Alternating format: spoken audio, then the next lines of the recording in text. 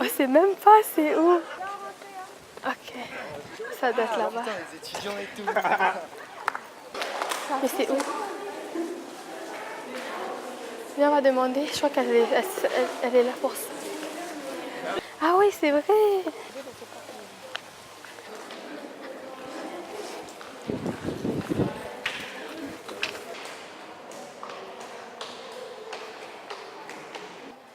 Toujours est-il qu'on considère que, venant à l'université, vous êtes autonome. Vous savez vous gérer, vous savez gérer votre travail. Je m'appelle Neudjen Moussa. Alors cette année, je suis étudiante à l'université en licence de droit, Trek 7. J'étais un peu gênée de marcher là devant tout le monde, puis aller m'asseoir devant. Du coup, je préférais rester assise aux escaliers. Une université à taille humaine. Vous êtes 3000 étudiants. 3000, c'est rien. En métropole, vous avez des universités où il y a 40 000, 50 000, 70 000 étudiants. Ici, on vous connaît et on est accessible. C'est un gros changement pour moi parce que j'ai pas l'habitude en fait d'être entourée de plusieurs personnes.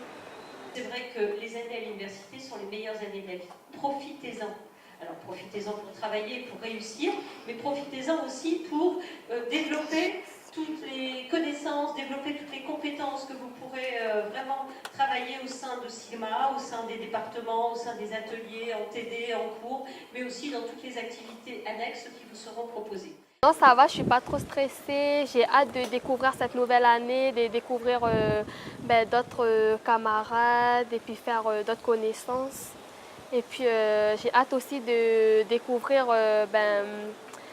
ce qu'on va apprendre en licence de droit, quoi, toutes les nouvelles choses, les nouvelles matières et tout. Merci Pascal. On va les suivre par petits groupes et on va les suivre. Ils vont vous expliquer ce qu'ils ont, comment ça pousse. Et n'hésitez pas à poser des questions. Et c'est à la queue leu leu que les petits visiteurs partent à la découverte des champs. On enlève un peu les feuilles. Et après, on les pique dans la terre jusqu'ici. Et après, il faut attendre 8 mois avant qu'il y ait une fleur qui sorte. Les premiers fruits qui vont sortir sur un pied, ils seront plus gros que la deuxième année. Toi, tu aimes les ananas? Oui. Et là, ils sont comment là? Tout petit. Même les animateurs sont surpris. Oui, parce que moi je pensais que c'était qu'un seul pied, tu sais, puis après le fruit il grossissait, mais je savais pas qu'il donnait plusieurs sur un seul pied. Donc, on essaye de le ramasser quand il est un peu vert et il doit être jaune en bas et un peu vert en haut. C'est cool et on apprend des choses à planter et cultiver et comment prendre soin de son champ. Ananas, patates douces ou encore pastèques, rien ne peut freiner la curiosité de ces jeunes. Malgré les 2 heures dans le champ et une grande soif, ils continuent à poser des questions et fouiner le moindre fruit à cueillir. Je pense qu'elle va avoir peur. Mais on le fait pas. Mais c'est pas les coccinelles, ça ce sont les autres bébêtes qui mangent les plantes. Mais non, elles enlèvent le produit qui est dessus. Non, elles sont méchantes. Mathilde. Moi j'ai eu deux ananas et 2 concombres dans mes 2 poches. Que je partage avec mon copain Enzo. Ah, c'est bien. Pendant que certains partagent, d'autres trouvent des solutions plus radicales pour apporter le fruit à la maison. Vas-y, encore un peu, et voilà.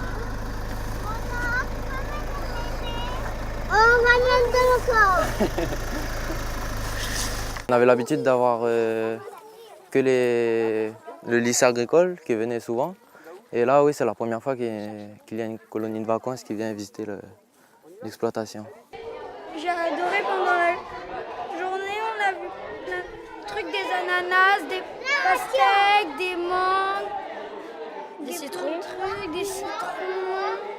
Bilan très positif, les enfants ont goûté à tout, ils ont été très intéressés. Que les parents et que les enfants puissent voir que les fruits et légumes qu'ils mangent viennent juste à côté de chez eux.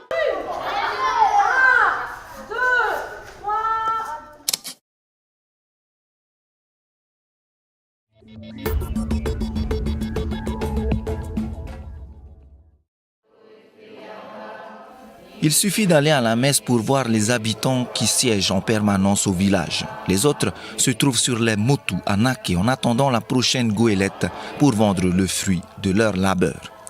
Tout le monde se connaît à Raraka. Le village et ses 50 habitants ressemblent à une seule grande famille.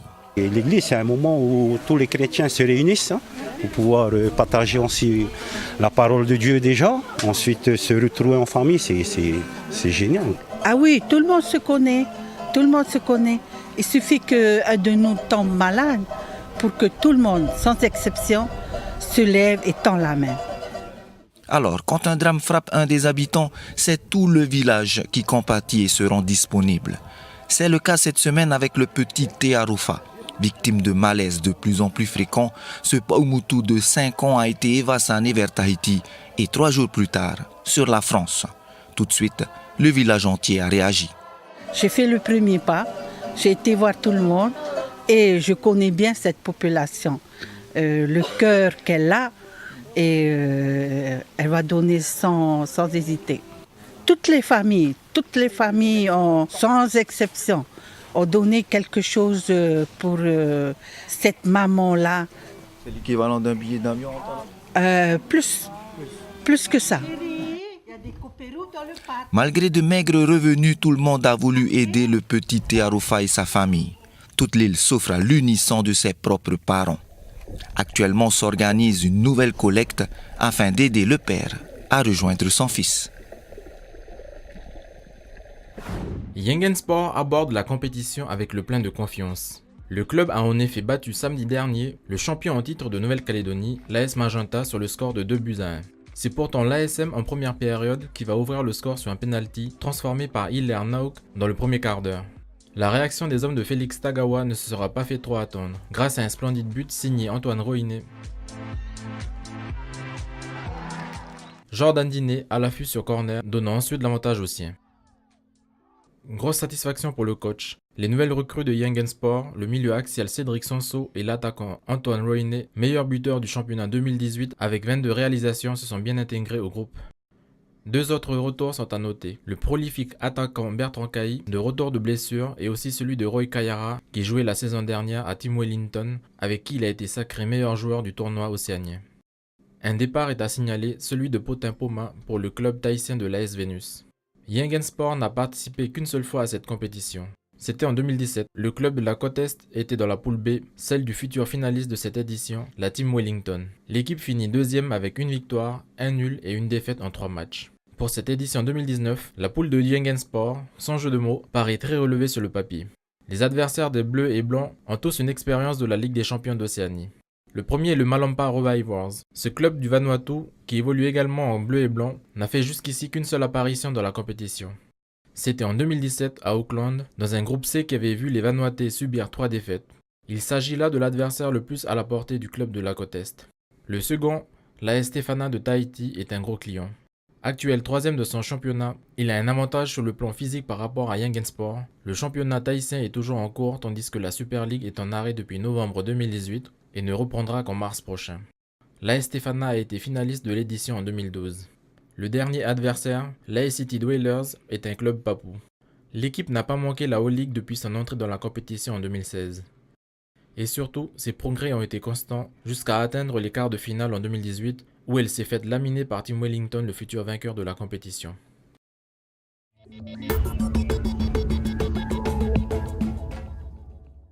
En 1 an, là, on a réussi à bien avancer sur un nouveau terrain. Il y a des plantes qui sont le coléus, l'œillet d'Inde, la citronnelle, le basilic, qui sont là exprès pour effrayer ou attirer certains insectes pour améliorer l'écosystème. Et voilà, moi, ça fait 9 ans que je suis dans l'agriculture, je ne mets pas de produits. J'ai même pas besoin de faire de purin. Et vous voyez, ça pousse bien. Je me suis aperçu qu'en fait, en mélangeant les variétés, elles ne se font pas agresser, en fait. C'est évident.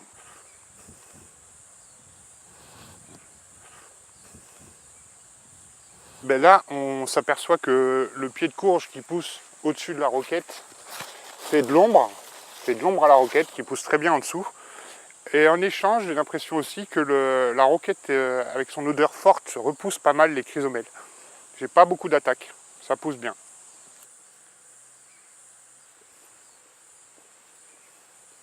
En fait, il n'y a même pas à réfléchir. En mélangeant tout, ça pousse très bien. En connaissant les plantes qui aident bien à chaque fois, le basilic, la citronnelle, l'œillet d'Inde, le coléus. Et ici, on a un mûrier, du papayer, coléus, curcuma, piment oiseau, voilà, le bananier, le choucanac. Vous voyez, tout est mélangé et sans forcément calculer la distance entre chaque plante. Une fois que la structure du champ est faite, il y a juste à rajouter des branches, de la paille. Voilà, c'est très simple. Pourquoi rajouter des produits? Pourquoi cultiver dans des tables, dans des substrats inertes avec des produits? Je pense qu'il est grand temps de changer. Le club de Malampa Revivers a été fondé en 2010 à Luganville, au Vanuatu. Le club se concentre sur la promotion et l'éducation des jeunes dans les domaines religieux et sportifs. Leur stade, le Luganville Soccer City Stadium, peut accueillir jusqu'à 6000 spectateurs. L'équipe évolue en bleu à domicile et en blanc à l'extérieur. À chacun de leurs déplacements, ils peuvent compter sur la générosité des supporters et des sponsors qui n'hésitent pas à leur faire des dons en vivres, en matériel ou en argent lorsqu'ils séjournent hors de leur base. Sportivement, le club étoffe petit à petit son CV avec quelques trophées et de belles performances. Pour sa première et seule participation à la O-League en 2017, l'équipe s'était inclinée 3 fois en 3 matchs. Par 5-2 devant les Papous de l'Ay City Dwellers, par 2-1 face aux Salomonais de Western United et enfin par 11-0 contre les futurs champions Auckland City. L'équipe a obtenu le renfort de 2 Japonais dans le secteur offensif en provenance du club néo-zélandais de Waitakere United. L'équipe de Malampa Revivers s'est inclinée il y a quelques jours en match de préparation face à l'AS Magenta sur le score de 3-0.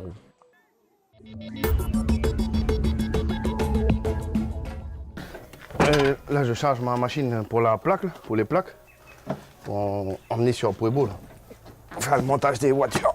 Habitué à travailler dans son atelier à Wegua, aujourd'hui, c'est dans un autre environnement que Giacomo va passer sa journée. Ayant reçu une grosse commande de plaques d'immatriculation pour la mairie de Pueblo, c'est de sa propre initiative que l'entrepreneur se déplace sur la commune voisine. Une proposition qui arrange le personnel de la mairie. Ça nous a arrangé le fait qu'ils viennent faire la vingtaine de véhicules que l'on a ici dans la commune. Parce que déjà il y a le déplacement et puis mobiliser un agent juste pour aller changer les plaques, ça nous a économisé pour qu'on puisse faire venir une seule personne. C'est lui qui fait le déplacement puis on change juste les plaques sur place. La flotte communale n'est pas la seule à profiter du déplacement de l'entreprise. Les administrés de la commune ont aussi pu changer leurs plaques. Wakaout, qui a 3 véhicules, a sauté sur l'occasion. Tes vieilles plaques, tu récupères ou je fous en l'air?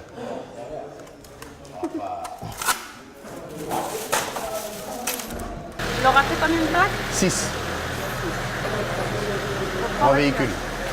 Wakaout, ça vous arrange le fait que le monsieur vienne ici? Oui, parce qu'on se déplacer. Surtout, dans votre cas, vous avez 3 voitures, c'est... Ouais. C'est facile quand il vient ici, je me déplace comme ça. Ok, merci. Ok, merci à toi et bonne journée. Déjà que Pueblo, c'est l'extrême nord, on va dire ça comme ça. C'est déjà assez compliqué pour que les gens viennent jusqu'ici. Et nous, c'est une chance d'avoir un ami comme lui qui vient pour nous dépanner. C'est l'occasion, on va dire, l'occasion rêvée, parce que voilà, c'est ici, c'est pas se déplacer encore. Même passer le col, c'est déjà assez loin pour aller au Wegua. Giacomo ne se sera pas déplacé pour rien. Je ne m'attendais pas à autant de gens en une journée, quoi. Et un bilan très satisfaisant. Ils sont très contents, ils n'ont pas à se déplacer. Pour eux, c'est un gain de temps, un gain d'argent.